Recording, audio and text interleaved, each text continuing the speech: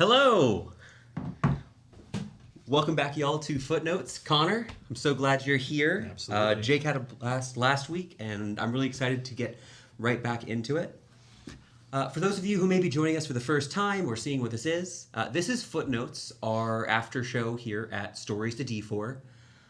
We're really excited to get to talk to you a little bit about Dungeons & Dragons, our campaign that we have going on right now, and honestly, anything involving the tabletop community, interact with you guys there in chat, and just, check in every once in a while.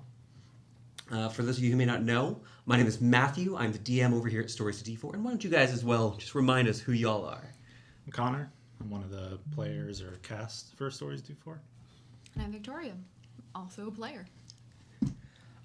Awesome. Just for those of you who may be watching and you've seen some of our content in the past, if you haven't yet seen session 2 of our campaign, Wolf's Will Woes, wherever you're watching this right now, you actually can catch that on the same site. So if you're on Twitch, it's in the VODs. If you're on YouTube, well, it should be uploaded at the same time. Last time we met, our small group of adventurers, these 5 folks who were working for the Steward of Coppersbeck continued searching for what was plaguing the town. Most specifically, you all fought a corruption located within the woods, this crystalline monster that was being conjured by these strange glowing rocks. The party eventually fought down the beast, saving themselves, and made their way studying at the workshop to see what may have caused the corruption in the Wolf's Will, before eventually descending into the sewers and finding some shamans of the lizard folk. We're not going too in-depth into the session itself, no worries. But before we go into just generic D&D stuff for a bit, what is everyone drinking tonight? Victoria, you've got yours is a lot prettier than what Konner and I have. Yeah, this is the resurgence of the Naked and Famous. So Naked and Famous, nice. Matt and I are both drinking a whiskey ginger. Pretty simple. Bushmills Black. What is the goose? Goslings. Goslings. Ginger beer. But yes, as with everything on this channel, we hope you'll grab a chair, pull up to the table, and grab a drink too if you're old enough. Okay, well, I've got plenty of things for today, but if you guys would like to start with something that's also totally fun. well, we talked about ourselves a lot last time, but we haven't heard from Konner yet. That's true. Konner, you've been playing at my table here for a while, but I want to hear more. I want to hear a little bit more about. Tell us a bit about yourself. I got into RPGs at a pretty early age, growing up in the 90s. Video games were pretty readily available. And I feel like a lot of the video games that came out in the early 90s were more kind of that action shooter or side scroller. Like I had Sega Genesis, and that thing was crazy. All it was just fighting games, essentially. There were at least a few Sonic games thrown in. And then when PlayStation, PS1 came out, that's when I got to play Final Fantasy, yes, Chrono Trigger, things like that, and that kind of kick-started, I think, all of it. Nice. Okay. I do have a nerd question. Do you ever play Legend of Dragoon? Yes. Okay, I did. fantastic. Oh no, there's more of them. Yay! I have, yeah. It was a game I didn't stick with very long because I didn't like the combat system. It was very the fact that there were QuickTime events is what blows my mind. Yeah. I'm sorry. What year was this roughly? Back when you were doing QuickTime events on early 2000s. Yeah. Oh man. Yeah. Maybe 99. Yeah, maybe, but Yeah. it was timing based events to do the special combos and things in combat if you used enough of other resources and did the right thing. Yeah. Yeah. I guess I shouldn't give you guys too much flack. The first game I remember that had something that I guess you could call QuickTime events, or just an RPG with timing, was on the Super Nintendo. Super Mario RPG had things like when you attacked with Mario, you'd have to time the bounces on the buttons, and it was kind of fun. You can't do that with Paper Mario. Yeah, again. Paper Mario is kind of like a spiritual successor. Yeah. Although we had a lot more Paper Mario games than we did that one that's true. SNES game. But this one also had the buttons flash up, you had it was the same button every time, but it still did a pattern that you had to follow the pattern. Yeah, and you were you could have the power attacks or whatever you could bump up how much damage it did if you timed the button press right. Yeah. Yeah, good to hear. Somebody knows it. So Konner here You've been playing with us since the Guardians campaign, very close to the start. I believe session 5. Yeah, 4 or 5. Roughly. I don't remember the So session number. You've been playing with us for a couple of years, and I've kind of noticed a trend. I went through looking at some of your backup characters, characters you've played during one-shots and such. You've been very martial-focused for most of your time at my table. For sure. I usually tend toward what's the RPG word for it? The gish, I guess. Yeah. That's typically my niche. I like them. I think the versatility is great. You're not necessarily good at one thing, but you're okay at, not necessarily a jack of all trades, but you can fight up close decently. You can fight from range decently. Yeah, and it often ends up being the case where you end up leaning one way or another. Right. Your last character, Cavril Carter, this powerful fighter with a little bit of a paladin dip, you had access to magic through Eldritch Knight, Right. but having run bosses with you at the table, your melee damage seemed to have been, you were leaning a little bit more that way. Yeah, it was definitely a boss melter kind of character.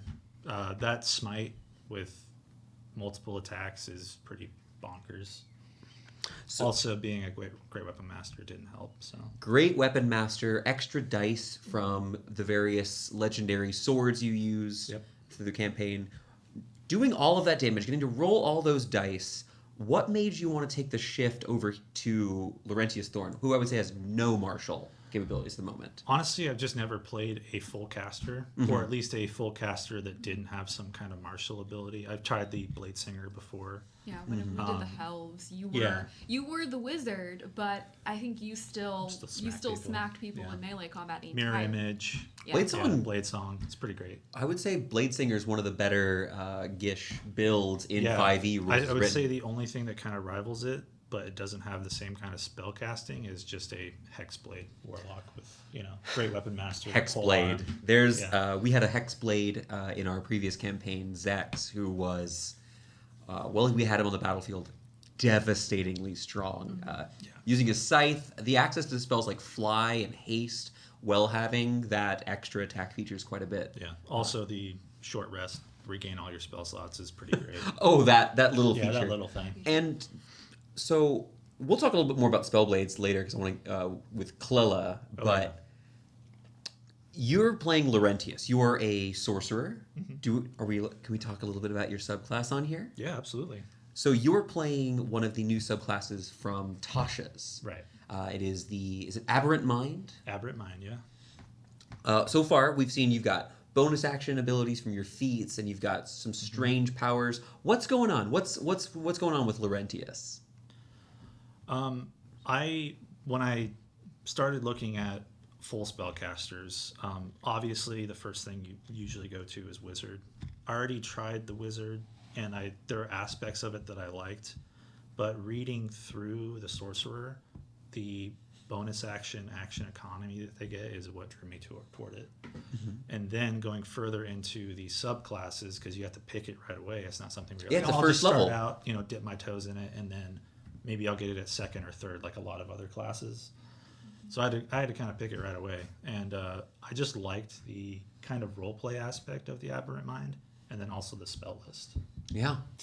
Pretty great. You get more spells as an Aberrant Mind. Exactly. You're kind of like a cleric or paladin where they get certain extra spells with their spells known or even spells prepared. Yeah, for subclasses. because I don't know about other players, you guys, if when you build characters, I usually tend to choose my class first and then kind of build the character off of that. And then go story. Because my favorite thing is to roll dice, so I like the fighting and the math aspect of D&D. Yeah. Backstory comes second for me. And that's there's a couple different angles to attack your character, and I've really enjoyed seeing how different people talk about it. Victoria, actually, I believe you came at Asmini Callister in a slightly different angle. I came at Asmini as I want to play a noble woman who has to regain family wealth and has some kind of magical abilities. Those are all true. Yeah. And so that's where I started. And I mentioned before that whenever I first built Asmini, it was in the Pathfinder rule set because I thought that maybe we would do a second campaign in Pathfinder. And I dug in there and I was like, I'm going to be a sorcerer. And we came to the second campaign and I was like, I can't let go of Asmini and that character growth. I knew my full backstory before I had decided, basically my full backstory. We've expanded on it since then, but I had a pretty good concept of what my character was. And then went into picking rules because it kind of is the same thing where my other characters is like, oh, I want to be a paper and ink stealing pirate bard. That's a dwarf. Cool. It kind of gets wrapped in, but there is that identity first for me. Asmini's very she's very concrete so far. It's not that it's a foundation. You're going to be building a lot off of her, but it's very easy for us to understand. With Asmini, as an NPC last session kind of alluded to, the Callister family has significance in our setting, and so you're playing someone from a path we've walked, something we have an understanding of somewhat. Are we need to see what your deal is sometime soon? Hopefully. I just want to say, I picked and begged the DM, begged meaning I asked nicely, was told yes, can I play a Callister? That should say enough that from a previous campaign, I went into the new one going, can I do that? I liked that story. Can I be one? Sure. Okay, cool. And before that campaign had ended, actually, there was a moment in our previous campaign where I was like, will my character even exist? Like, are we walking down a path right now where the family that I want to come from may or may not be there? And that's been hinted at some in our sessions we've had so far. Yeah. But I hope you get to meet more. I hope before anything bad happens to Asmini, we get to learn a little bit more about her actually in session. Yes, I'm really hoping if you guys manage to make it to next week, we're actually planning on having Clella and both Victoria and their characters have a very ingrained sort of backstory. I'm of the when I build characters, but also when I help my players start with them, I definitely lean more on the what is your character's goal or personality, what are you aiming for in that direction. But when it comes to background specifically, we had a talk as a table about not having too much going in. We don't want you all to come and not really have an idea of what's going on because we're all alluding to too much that's behind the curtain. And so you had a backstory. It was very clear. There's so much room for us to grow past where you started. Right. The idea of coming to the table with a character that's got a concept, a personality, some backstory. And I'd say that in some situations you can lean too far in and come to the table with so much backstory. Where does your character grow from there? That's the big thing I wanted to try to not do. Because we do have this family that's existed that our previous characters from the previous campaign interacted with. We met my grandmother. So it's really... Yes. In a previous campaign, the Callisters were sort of a tertiary NPC. They were never a primary plot point. They weren't even... They were allies of one of the groups that the players were friends with. Yes. So they were like, they had a cool, an ally of an ally. Cool family history too, which is interesting. But you get to visit near them a couple times. But I didn't want to go so far as to say, and that's the other danger about building low-level characters, is like, I've done all these really cool things. Like, I helped out around town a little bit. Like, that was my thing to make sure that I know I'm coming in with a lot, but I'm not going to be all... 80 years of adventuring behind my belt if I'm coming in as a second level character, which can be hard to balance. And kind of tying this in, here on Footnotes, we do love, anytime you have questions or comments, we do love you guys including them here below on Twitch. I actually want to talk about our buddy Jake here in the comments talking about clerics. I love that. This campaign, everyone had a couple different ideas for characters, and there were folks who wanted all sorts of different classes or abilities, or I want to play someone who's motivated by this, that, or the other. But what was interesting is, there were people who were interested in performing healing, and healing in 5th edition is a little bit less important than it was in previous editions. You guys in the end decided to not go in with a dedicated healer. I don't think anyone needs to be a heal bot in 5th edition. Great decision.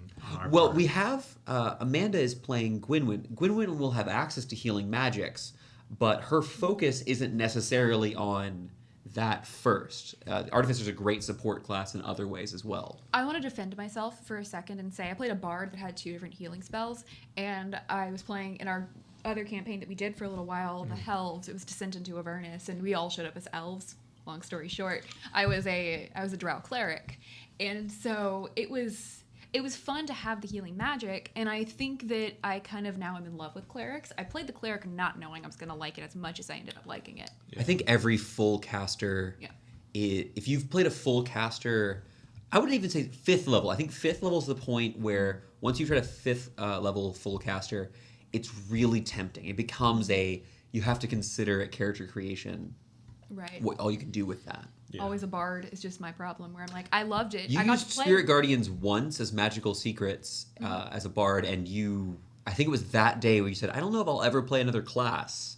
Yeah. It took a few years for you to play something that wasn't a bard at that point. Right, and the bard still very much influences my decision-making process for things, because I can't recreate the character I played for 3 years. That's such an individual that was I know Cavril 2 probably feels a little bit like that. Well, yeah, it's like I play like all the martial characters essentially. Yep. I've done the monk, I've done the fighter, I've done the paladin. You've done a barbarian actually at Done 20th a level. barbarian as well, yeah, and even when on the caster side, done the martial, other than the warlock. But yeah, going full caster, even with just a little bit that we did in the Helves campaign, and now playing Laurentius, I don't know if I'll ever really go back to the full martial. Mm-hmm. It's fun to be a full martial. Starting out as one is kind of War rough, cleric though.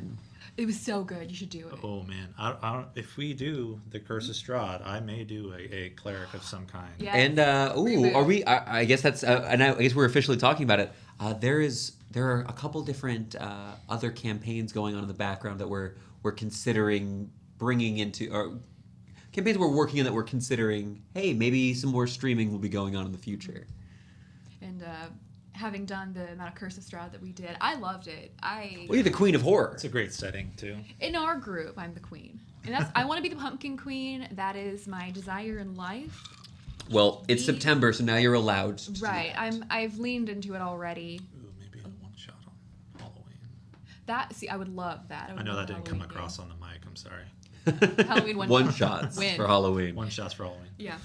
I also liked the one shot that we did that was the adventuring camp. Yeah, let's Oh, yeah, let's that was actually great, let's too. talk a little bit about let's talk about one shots and kind of just. So you did it was the Hand of Tyr Adventuring Academy. Adventuring Camp, excuse me. Yeah, the Hand of Tyr adventuring camp for young adventurers. And we all played young heroes. So we were generally speaking somewhere around 15 at the oldest, and like I think the youngest player was 11. Kyler was way older than 15. Was Kyler? I thought you were aged down. He didn't read the part that's like, oh, you can only be. Oh, at you least were the 50. He creepy just guy showed hanging up. with teens. Yeah. Yeah. You were like 17 or 18 or something, and we just kind of like hand waved it away because you Yeah. just started. You just left. A the few of us- monastery. He is developmental. A few of us made new characters just for the one shot, but some of us actually were playing, in Kyler's case, a younger character from another campaign. I was playing Eidos, who was a kid I played in one of Kalella's campaigns. They had to put a lot with a lot. I was playing a wizard who was, I would say, a little optimized. A boy wizard. But it was kind of fun because the stakes were so different. It was silly. You run a lot of horror and dark content, but this was summer games and activities. My dream is to run seasonal. There's a word. I was like, I can't keep thinking of Themed? fall.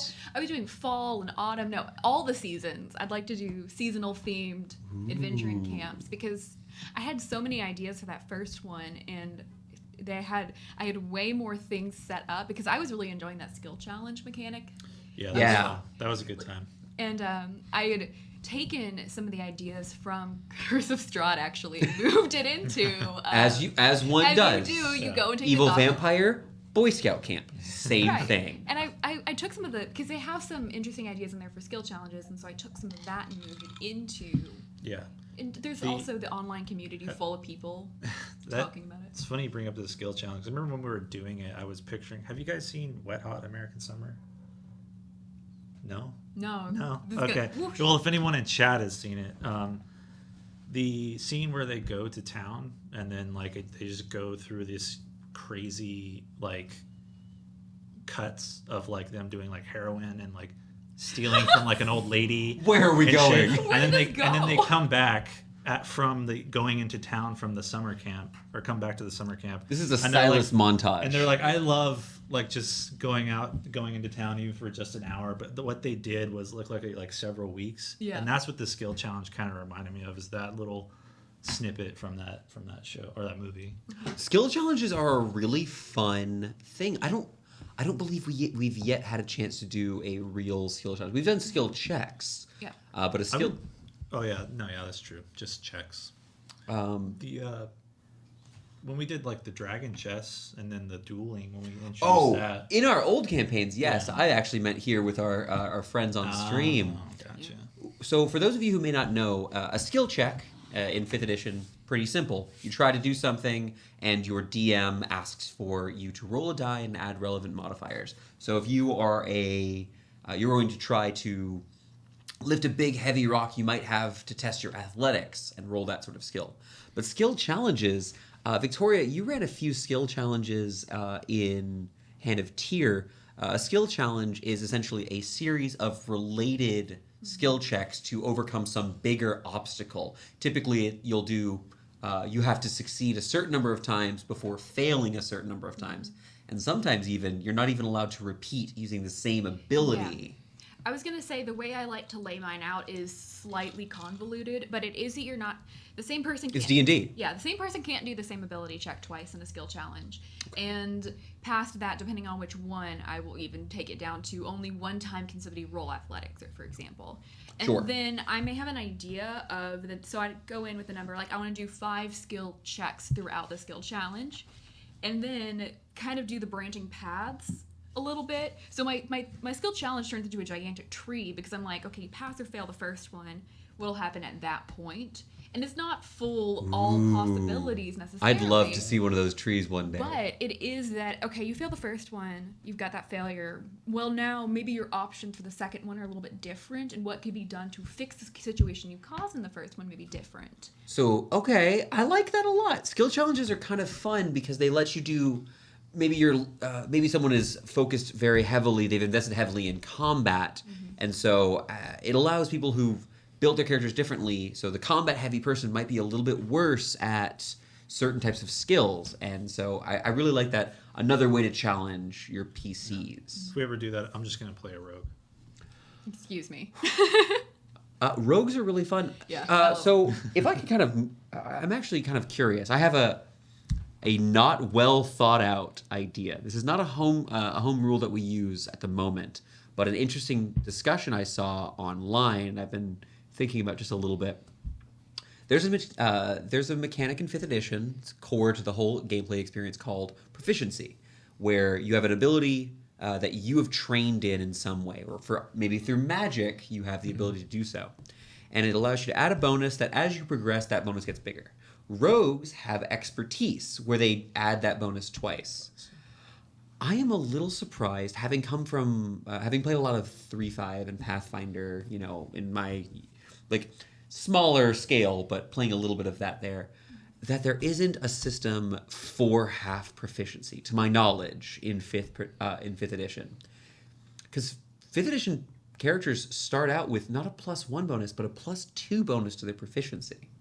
And in theory, I would love to see, perhaps what having that more granular system of having a round down or divided by 2 round down, if that could be interesting for someone who's got an amount of talent in it. Oh, that's a big eyebrow going there. What's up? That's why you play bards? That's why you play a bard. It is. You are right. The jack of all. I am describing You're a describing singular a bard version. feature. I believe jack of all trades applies to every untrained skill. Yes. So the difference being there is, could you be a jack of one trade? Well,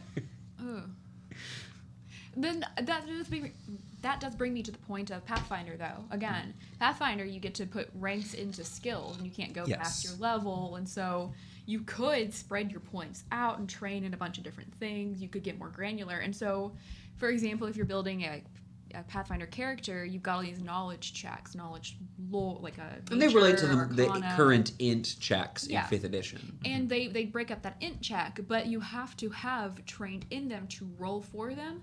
And so if I've played, the few times we've played, whenever I've played a smart character, I've gone and I've said, well, I don't have, maybe I'm level 3, but I may have 1 or 2 ranks in all of them to have the ability to roll for them if that made sense for that character. So it kind of is like, well, we're now just bringing back in skill training, skill ranks. And anytime I bring up, anytime we talk about expertise, it bears mention, as I've got a fun DM here in town who we occasionally have some interesting debates. Expertise on attack rolls is a bad idea. I promise. It does not work. Did I try it? Just in No. case? So, no. Hard no. Expertise. If you think about a 20th level character, expertise would be adding a +6. It would be twice as bad as giving them the strongest rules as written weapon in 5th edition. Actually, speaking of wildly powerful weapons, you two I would consider to be some of the strongest, in our last campaign, combatants. We had our dear Bard with Victoria was decked out in all sorts of battlefield control spells, but also was capable of fighting with ranged weapons and melee weapons. You were a jack of all trades and master of most of them, Yeah. I would say at the end. Yeah. And then we had Cavril Carter, who was one of the single strongest duelists. I smash. Yeah. That's about it. We pointed you in the direction that one time with Cavril with the red dragon. It was like, Oh, yeah. it was an adult red dragon. So 1v1. I'm gonna before I get back to my my combat thing with the two of you. I, as a DM, had a party of 11th, maybe 9th actually. It might have been 9th level characters when this event happened. But there was a red dragon that was available to fight the party. It was pretty. It was not a majorly important character, and I thought this is actually an exciting challenge based upon what they've been doing. And I watched a singular one of my players activate his magical tattoo that allowed him to fly. And all of his friends kind of just watching and cheering as he flew up into the sky and solo fought a dragon. This was before our dueling mechanics were implemented as well. Yeah, that's true. Yeah, that was terrifying. That head is still mounted on the wall in Castle Carter. Oh, nice. We would just point you in a direction and say, could you delete that for us? Could you delete that for us?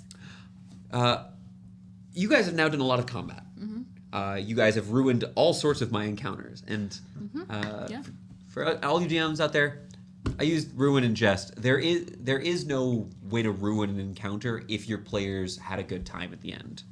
But we started out at home doing primarily theater of the mind and a battle mat.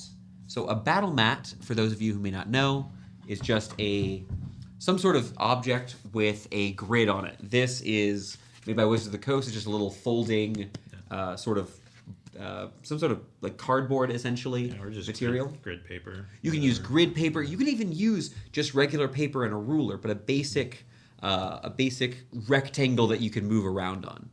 So you've used that. We've used in the past Roll20 due to COVID. We actually moved our campaign for about a year. We switched over to Roll20 and just virtual tabletops to play through our encounters. A little over a year, huh? Yeah. Yeah. And we also actually did, more recently, we've switched to having some 3D terrain with Warlock Tiles and, as a little surprise last session, with a little bit of Dwarven Forge. I'm kind of curious, you're the players here at my table, how you feel about getting to do combat on these different sort of methods. You want to go first or me? I have a hard time with it because I will say for me, no matter what, it's easier to have something in front of me. You really liked when we first got the grid. Right. And also because I wanted to lean over to count the squares, to touch things, move them, because seeing them out in the real world versus, and also on Roll20 versus the theater of the mind where you're just thinking about it and you're like, okay, And you have to remember, okay, the DM told me I'm 30 feet. Okay, but how far away is he from this guy? Well, my thing... We hit broke out up the to Pythagorean them. theorem when we first started. Yeah, because of the arc, like somebody's flying and like how far away is that guy from me if I'm Yes. standing on the ground? And then we all were able to fly eventually almost. Yeah. And so now we're doing like 3D up in the air battles, which is hard to represent in any form. But I think that for me, no matter what, I like the minimum of the grid. That's fair. Yeah, kind of piggybacking off what you were saying. I am a tactile learner. Like I like touching. I learn by, moving and playing with things. So I really like the 3D stuff just because it's like eye candy. It just is nice to look at, but then also serves a purpose. The grids are great because they're straightforward. One square is 5 feet. You can just boom, 5. You got your movement. Roll20, I would say, is like just having that grid just in front of your face the entire time. Yep. So it slows everything down. Personally, for me, theater of the mind kind of gets in the same way where you can't remember how far away they are. So You're you have using to mental ask, real estate for that. Yeah, you have to ask questions for your DM, which will then slow down combat because you're asking more questions instead of just being like, I move 30 feet, So I like just being able to look at it, and then the 3D is my favorite. The last... I was going to say, too, about the 3D terrain versus just the grid. The existence of miniatures in general, and even just representing miniatures with dice, if you either don't have the right one or, something happens and Right. you're running a large Right. army or just anything, just having different colored dice or dice up on Some different sort of numbers placeholder. Yeah. is helpful also because of the scale and kind of the imagination portion of the brain, because now you've got something that you can look at and say, oh yes, that D6 is a troll. It's a gigantic lumbering troll standing over everybody. Like, it helps a little bit with me. And also with Roll20, there was a little bit of stepping back because it was all digital. And sometimes the scale of things looked really impressive at first, but then I lost sight of the scale. Or just having to scroll around. Like, if you... Yeah, that You was... can't see Scrolling everything. was hard. Yeah. And I will say, this table we're playing on here, made by Victoria's father. Thank you again. We love it. It's perfect. Having access to this, we're very lucky here. And it actually kind of leads into a question one of our viewers sent me on Facebook about what you need to play Dungeons and Dragons. Mm-hmm. Now, I love a grid. Anything that, if it has a grid, if it's 3D, if it's 2D, if it's online, if it's physical, if it's a piece of paper and you used a ruler to draw it out, I'm going to be happy. You can use Monopoly coins, Monopoly, you can use coins, whatever you need. But they were asking about how they've been watching online various channels play Dungeons and Dragons. They started out with Critical Role, didn't know what Dungeons and Dragons was at all at that point, and It's a big jumping off point. Yeah.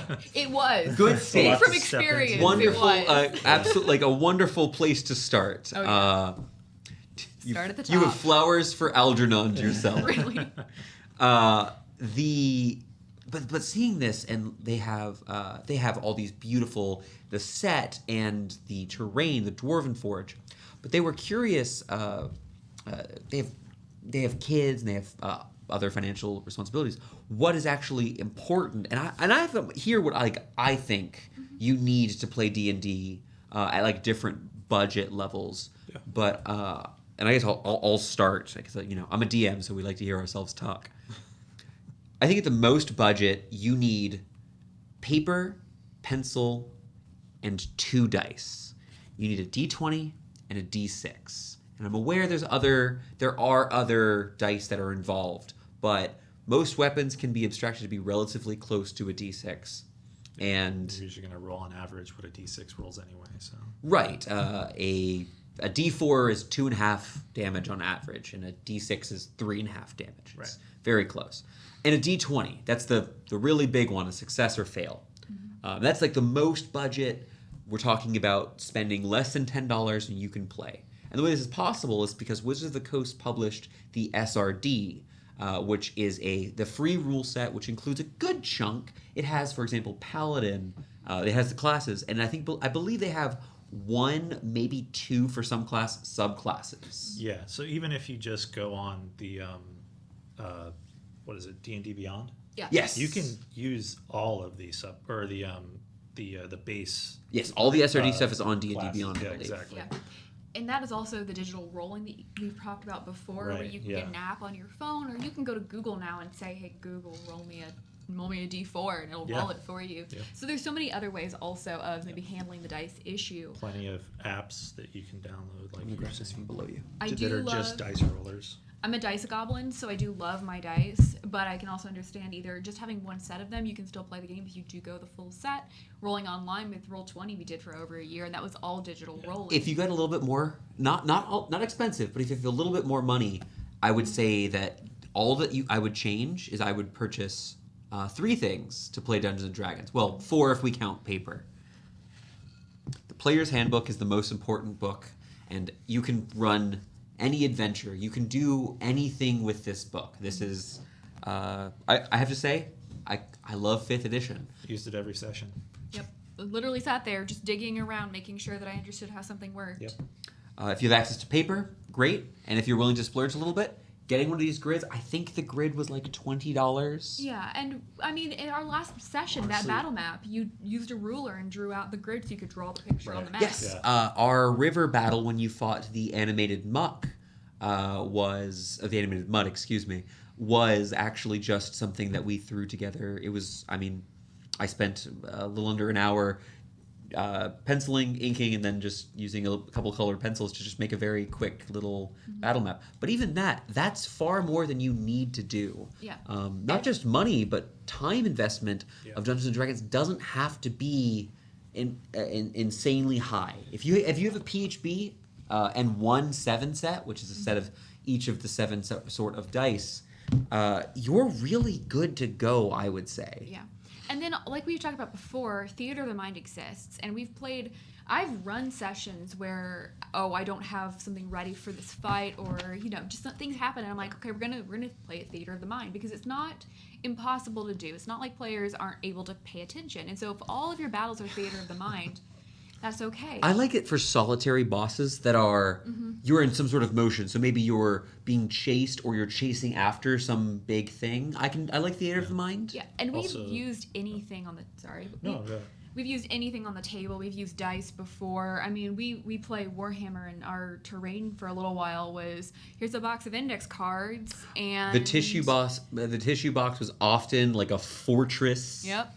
So you don't have to go and get all the miniatures and the battle maps and the fun terrain. It's something that would be fun to have, absolutely. But to actually play D&D, a piece of paper, a pencil, and a way to roll dice. Yeah. Just have imagination, Yeah. really.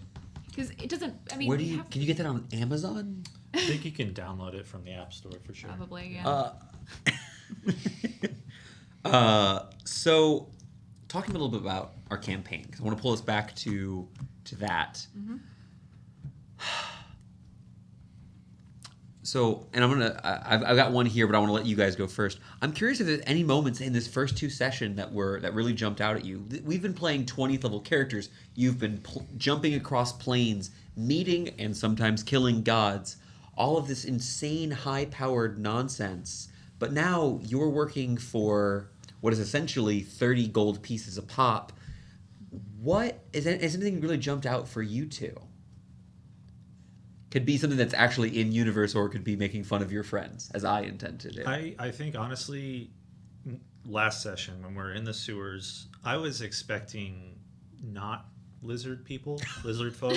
I was expecting pretty much anything else. Yeah. I was expecting some maybe like evil druid that was trying to poison because they're killing wolves. You've killed the wilds. Something like along that line, or some, I don't know, group of goblins or something with their shaman that was trying to just take over the town. I don't know. It wasn't lizard people. I'll tell you that. It wasn't angry, hungry lizard people? No, that was the last thing I expected. Now, I will say, you guys, my favorite moment was about the lizard people as well. Mine also Yeah. was, but But mine wasn't mine wasn't about so much an in-universe thing, but I just want to give props because Dungeons and Dragons, yes, it's a storytelling, a way to tell stories, and we love that about it. But it's also just, it's my favorite way to spend time with the people I love.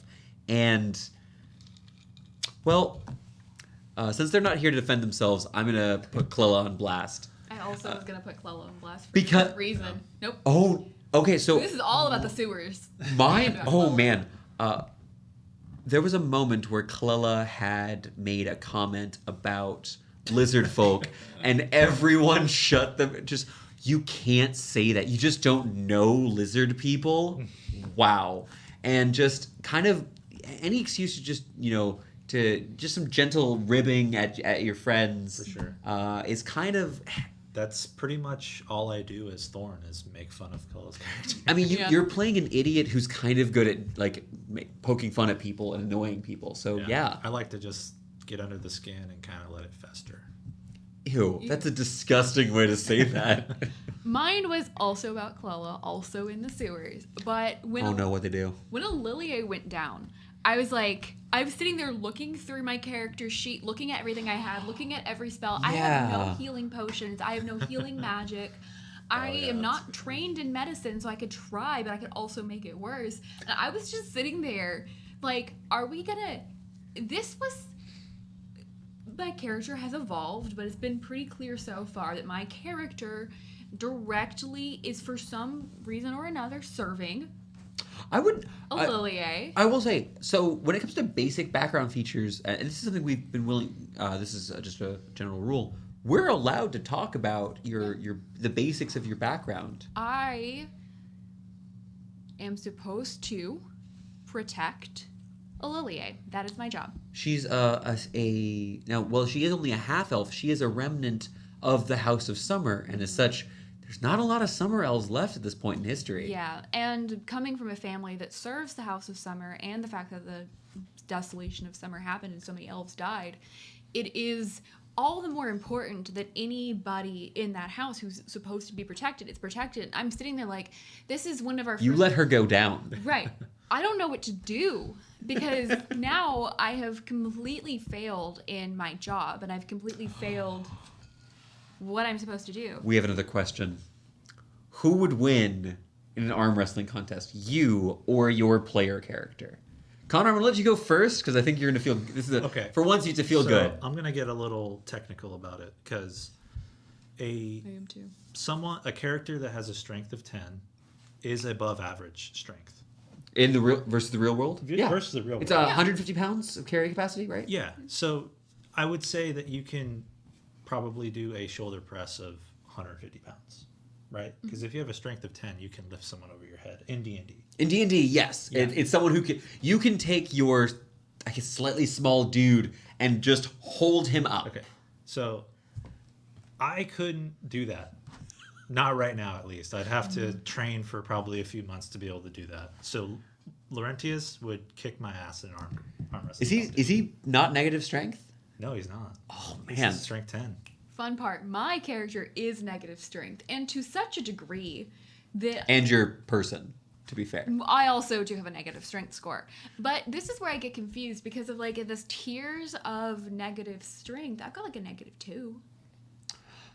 Wow, that I will say. We've talked a little bit about what do negatives mean, and for a strength score to each of those, every time your modifier changes, it's a significant tier I of think it's a strength. -1. I think I it's don't an 8. think. Yeah, I don't think anyone that would have a -2. A -2 in a modifier is a clear and distinct difference from the norm. So it's someone who's who struggles for one reason or another to move any sort of heavy object. Right. I think it is actually because I remember my saving throw for some reason, and my saving throw is a -1.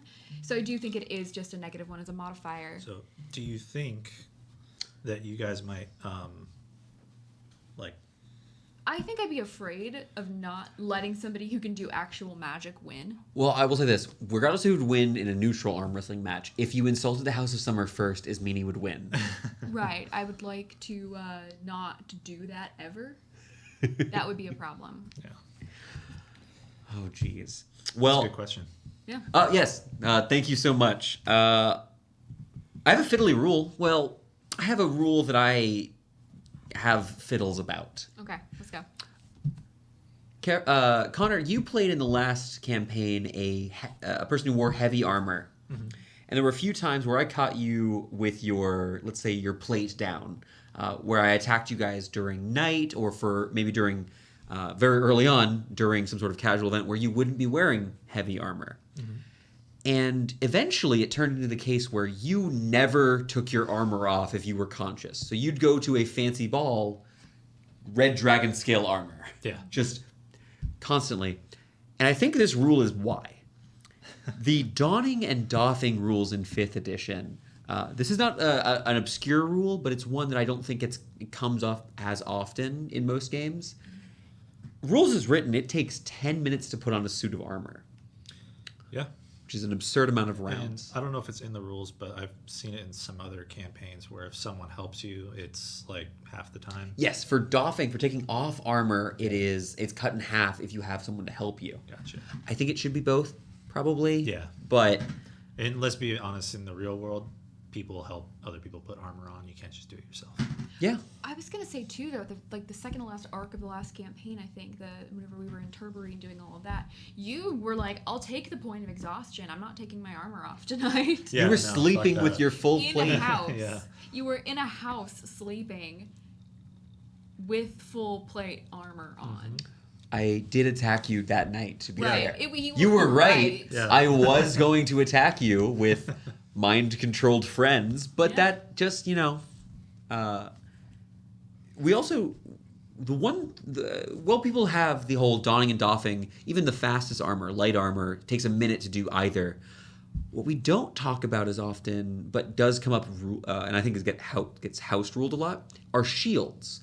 A lot of people play where you're allowed to drop a shield, just you let go of a handle, for example. Mm-hmm. But rules is written, it takes a full action to perform this.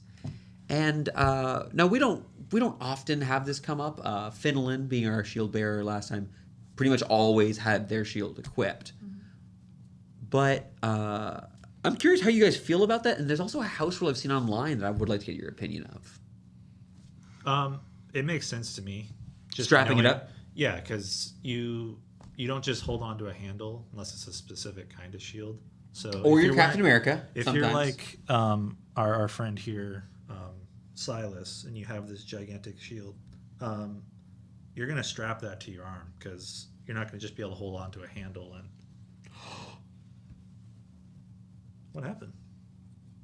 Oh, no. Super glue. We'll figure it out, Jake. So, you're going to have to unstrap it. I think that's fair that it would take 6 seconds to possibly unstrap a shield from your arm, right? Mm-hmm. Jake, it's okay. We'll figure it out. Seconds after disaster.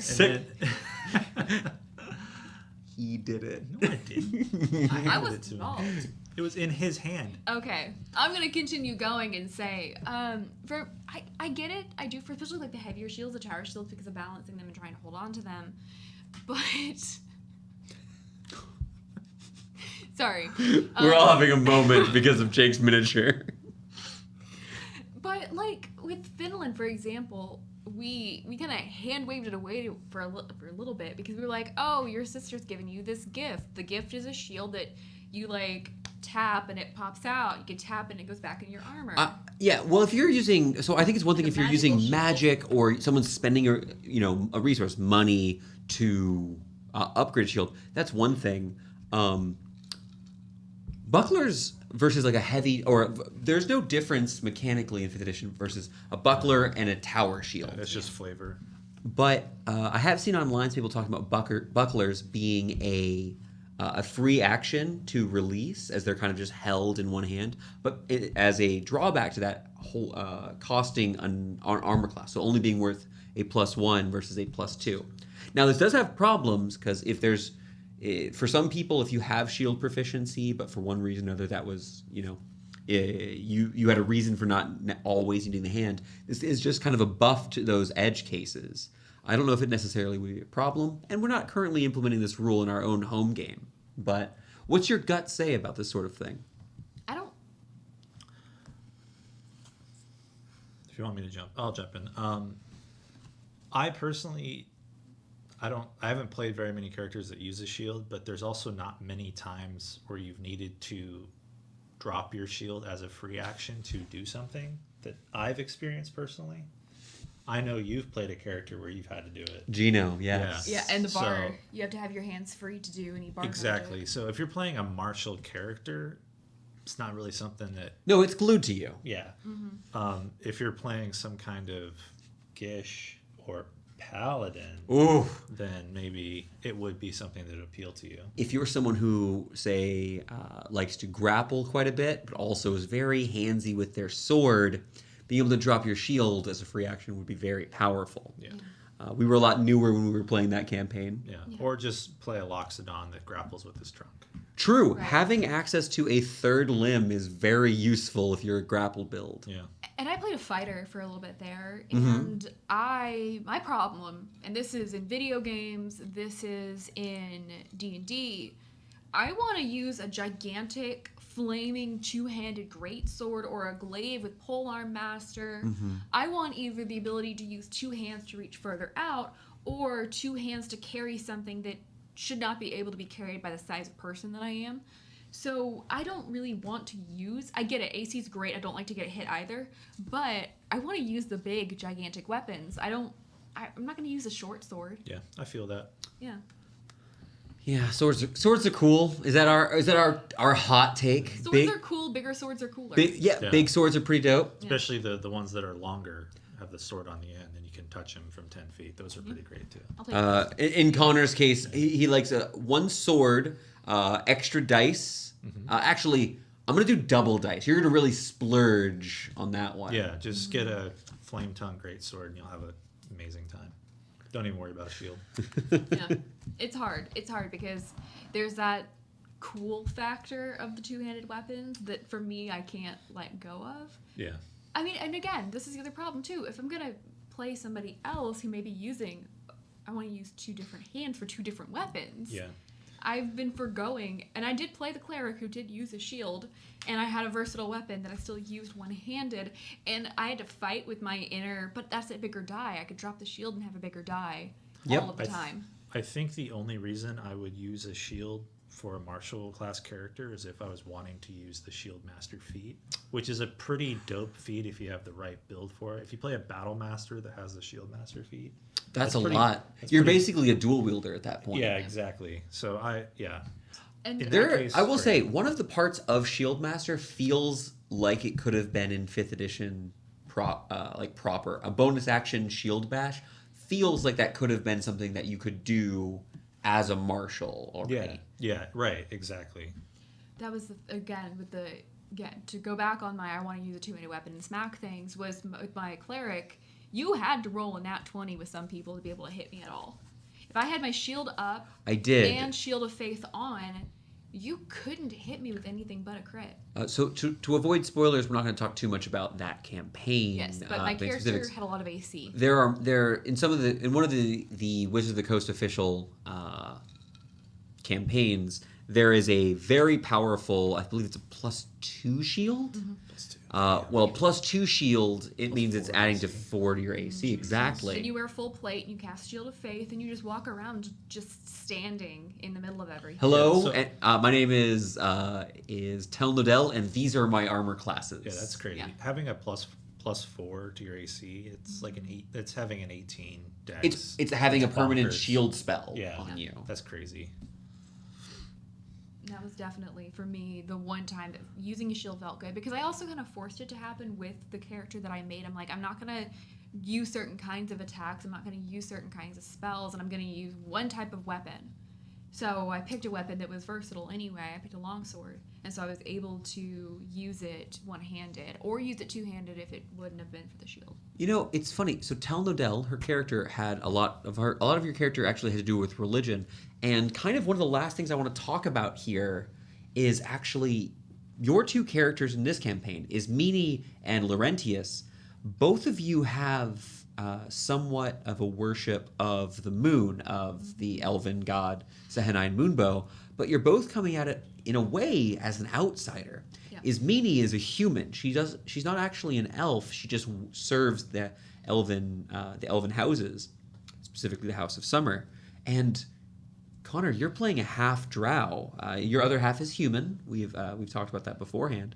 And so you're playing this character who, typically speaking, they are often against them. Yeah, and I even said in session that it was my dad that I kind of picked up this habit from, of like looking for the moon, even when the sun's out. I'm looking to kind of build on that as the campaign progresses, but stay tuned. Yeah. Yeah. I couldn't tell Yeah. during that, because part of me was like, oh, we worship the same god, and then the other part was me, oh, we worship the same god because you worship Illustrae, and so did Tell. Yeah. So I couldn't That's tell. true. Whenever we were in session, I was like, I don't know if I'm feeling this emotional attachment, because it's one of the two, but I didn't know if it was going to be me as a player being like, oh, you worship the same god I did in another campaign, or if it was, oh, we worship the same god, we're cool now. Do we actually know? So do the other players know in universe? Has that actually come up in session yet? What if you were meaning Illustrae or Sehanine Moonbow? You didn't say it. I didn't say personally. I think we talked about it like out of character. Okay. That it was Illustrae. It Yeah. wasn't Moonbow. But yeah. And I mean, I that's don't think specifically in character. in our setting. While they aren't blood related, Sehanine Moonbow does consider Illustrae to be her daughter. So it's something we might get in trouble for that one. But Well, we kind of traumatized the entire elven pantheon of people in our last session. we did. My players failed to save Coralon Lorathian. It's their fault, and I, as the DM, am but an innocent bystander. The DM's like, I didn't do anything. No, you play the shopkeeps and the children, and you play the trolls chasing after the shopkeeps and the children. We're just hapless adventurers. We didn't Hapless. we didn't fail to save a god. We didn't realize we needed to. We didn't think that was going to be a problem. Jeez. Well, so from anything from this last week or from the first session that you want to get in there, any jabs at our friends or specific topics you want to go over before we end our footnotes? Just Jake, roll better next time. Oh, really? Be Let's better. just take a moment. Just Jake, man, you gotta have like a Rocky style training montage of you practicing with dice rolling, because you're really bad at it. Wow. I was just Jake says thank you. no, I won't let you borrow my dice, but No, you can't touch the orange die. what we can do is there's a wonderful thing that we can do with your dice, and it's teach them how to roll better. Are we gonna send the dice Z-Bashu's dice training Dice video? training video, yeah, fantastic. That's a good one, actually. Absolutely It's love really it. everything he makes. Yeah.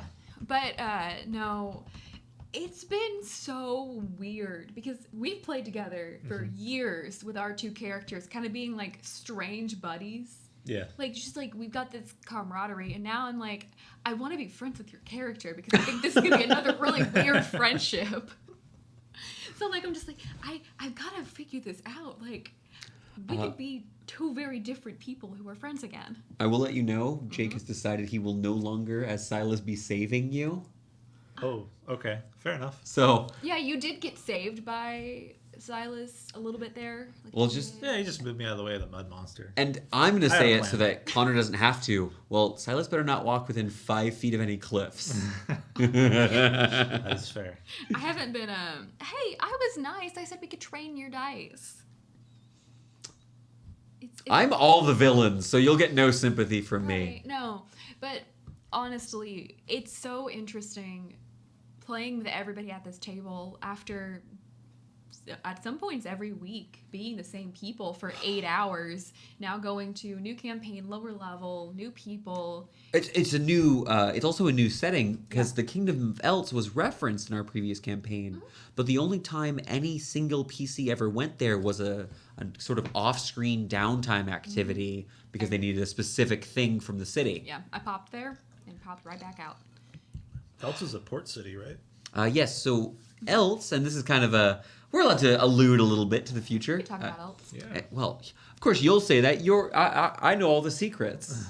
Elts is the kingdom that our campaign is taking place in, and in the Elts campaign, for one reason or another, all 5 of our intrepid adventurers are actually intending to make it to the capital for their own, for their own particular causes.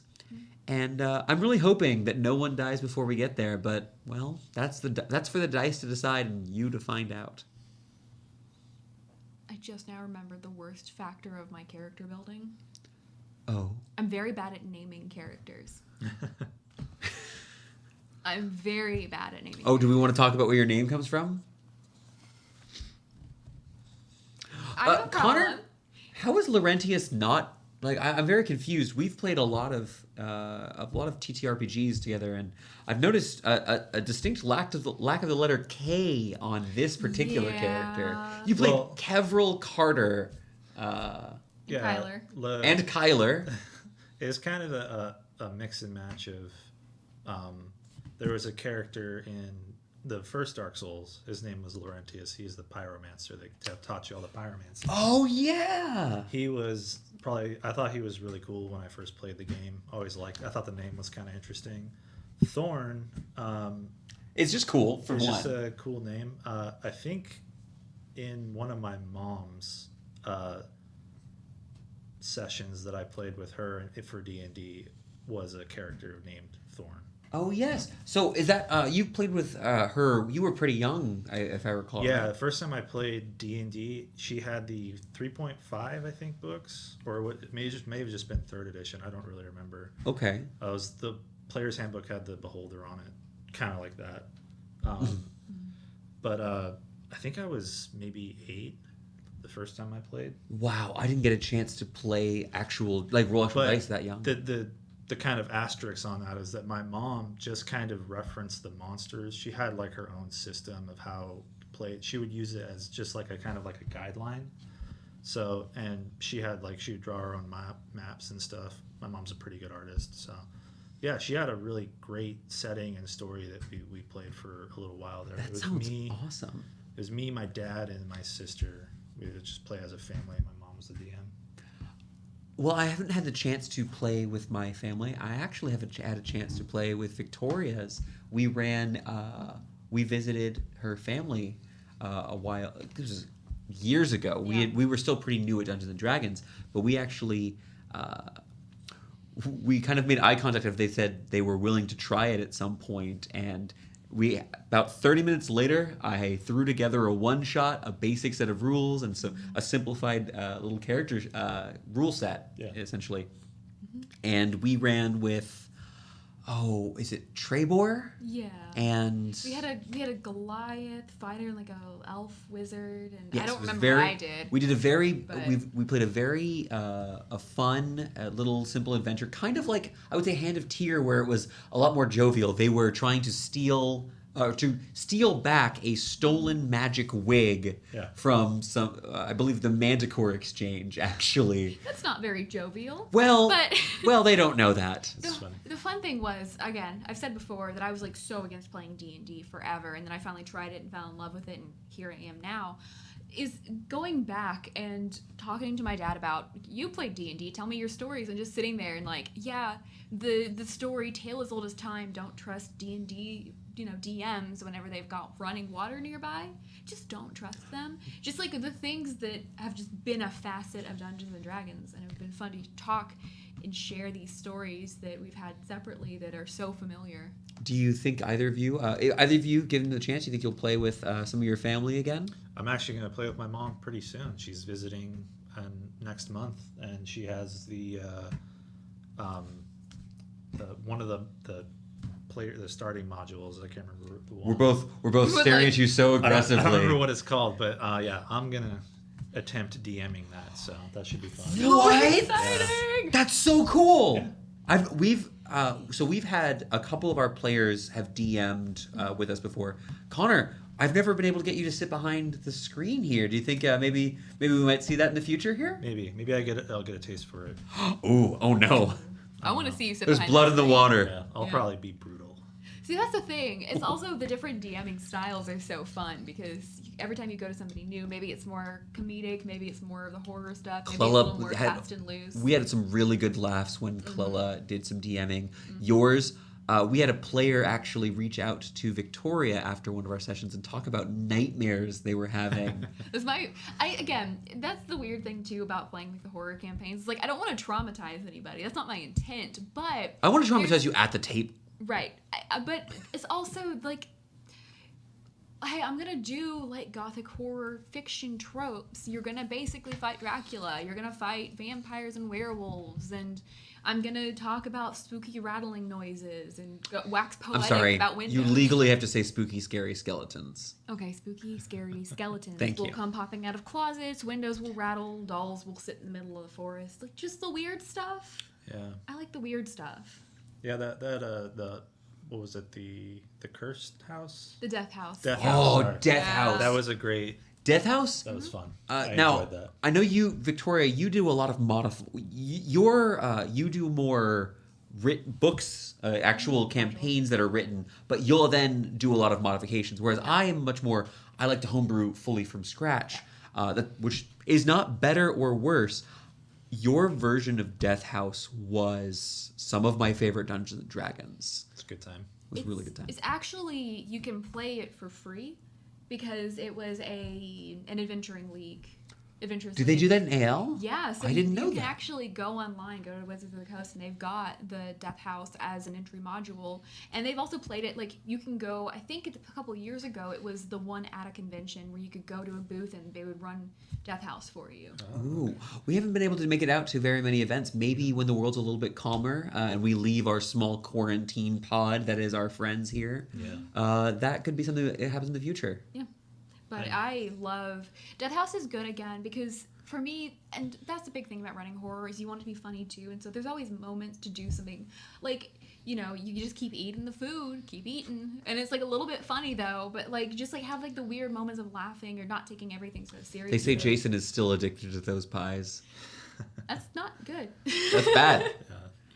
But it's really fun to DM for people and also to have somebody else DM for you because you don't really know until you sit down what your style is. And once you find that voice and find that style, it becomes a lot easier to go back and do again.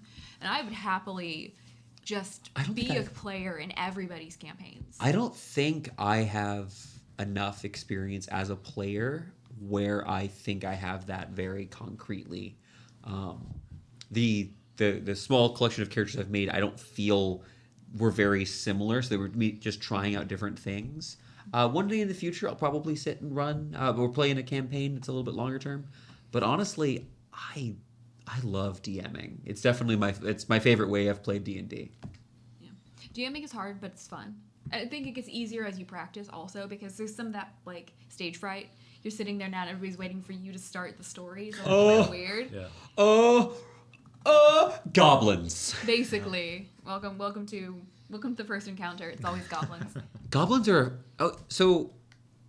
I know I said one last thing. It's an 8 after. Is it okay? We're fine. Yeah, I blocked it. Can we talk about the fact that goblins and kobolds, let us not exclude our scaly buddies, are absolutely valid and useful encounters from 1 to 20? I would argue that kobolds are worse than goblins. Worse in what way? To fight. Because I always say kobolds are a lot stronger. Yeah, pack tactics. Yep. It's pack tactics, but it's also, and this is where I kind of like to lean into it, the flavor, at least in our setting, of kobolds. Goblins you might find in a village. Kobolds you'll find in a cave, and they've done horrible things where they've drilled into a wall a few feet and set up a false wall that they're going to pop out and shoot at you. Yeah. They're trap masters. Yeah. Yeah, but I think some of it also is if you're introducing somebody to D&D. Uh-oh. No, Victoria, you continue. Oh, We've got one last question after this. But the reason why I like starting games, especially with newer players, is you think of Dungeons and Dragons and you think of that high fantasy kind of Tolkien-esque thing, sure, but there's also that D&D, like, you go, you fight dragons, you find treasure, you fight goblins early on, and so if you're ever getting people into the game and you want to give them, like, a taste of the the first level of D&D was just at that combat. They're mechanic. diet orcs. Yeah, it's fun. They're not as scary. You don't have to as- Boromir someone at the start. Right. You Yeah, just but you can't just eat one. Oh, is it spoilers? Do I have to put spoiler warning Oh, for spoiler. the Lord of the Rings? Spoiler warning for Tolkien, which is a whole other conversation. But not But- for like 80 years or something. But having the goblins as an early encounter or first encounter is just such a palate, like, like you start off with like that light appetizer. Especially if they are first-time players, I think it's a good start. It's such a good team. We It's did- what they're gonna expect. You Yeah. know. Yeah, you will fight something. It'll be a little bit silly. You might, you maybe if you're a little more brutal to DM, maybe they're killing them, or maybe you when you defeat those goblins, they run back away into the bushes. But it's going to be a good encounter. Or you do what I did with my first session DM'd by you, and you make friends with one of the goblins, and then end up later losing him horribly. The first time I made my players cry was due to a goblin I introduced in session 1. The first combat, we rescued one of the goblins from ourselves, and cried over him later. Rest in peace, Steve. Rest You in will be peace, missed. Steve. We have one last question, and so this is for all of us, I believe. If you were a D&D character, so if you had to use the 5th edition rule set, all of the blood, sweat, and tears that Wizards of the Coast have put into 5th edition, what class, and if you can, subclass, would you like to be, or are you? Oh, okay. I already know. Do you have it? No, because my problem is I want to be something and I'm not. Oh. Yeah. I think I'd probably be a ranger, just based off of my hobbies outside D&D, what I like to do, and subclass. Oh, that's hard. Probably a hunter. I think I would be the ranger of the town and just getting meat. The real unfortunate part is he's not the revised ranger. No, I'm the bad one. Yeah, for sure. Yeah. See, I want to be a warlock, but that's Which not true. People already say. Whoa! Wouldn't that make life so much nicer, though? Yeah. Like you just Papa pact. Yeah, you just have a pact with somebody. They take care of you, and you get tortured later for it. But no, I think that if it were gonna be something like an actual class, subclass, I'd probably say like the least glamorous bard or the least glamorous monk. Just like the coffee. Like a coffee like coffee. Coffee lock? the coffee shop bard. Coffee that's shop just bard, playing in the yeah, coffee shop. it's- Pact of the barista? Yeah. I'm level 1. Yeah. I have negative charisma. My DM shouldn't have let me play a bard, but I did. But I don't really know what I would be because it's kind of hard. I sit in front of a computer all day. What would I be? You're basically You'd be the picking what tech kind of bard. sugar daddy, to take from Jake, you're basically picking what kind of sugar daddy you have. Okay. My answer to this question is also the answer of what I'd like to play anytime I get to play D&D, if given the option. Or Pathfinder, or pretty much any setting. Wizard. It's wizard, because study and making things with those studies is kind of... Do I get to be a wizard because I do the software stuff? Yeah, that's... I get to be a wizard. Tech wizard. Tech wizard. When it comes to There you go. subclass, I'm not sure, to be honest. I guess transmutation is the closest allegory we can have to software stuff. Well, what's the fix-it class? What's the Well, there's class a new of patching? scribe. So the scribe's order, a Not I class. haven't Yeah. read the scribe one enough to be familiar with it, but Tasha's is great. You should check it out. Or if you're editing, probably the chronomancy one. Yeah, that'd be fun. Which would just be a cobalt soul monk. Just be a nerd, read books. That would be my favorite. Super cool. Yeah. Yeah. Well, our drinks are mostly empty, and we've got, we can't say much more about the campaign without getting into what's coming up in the future. So thank you guys so much for visiting us for Footnotes, and you can catch us on Twitch next week for our session 3. And I think you like what we have planned. Thank you guys. We'll catch you later. Hey, y'all. Bye. And then he left it awkwardly on for minutes.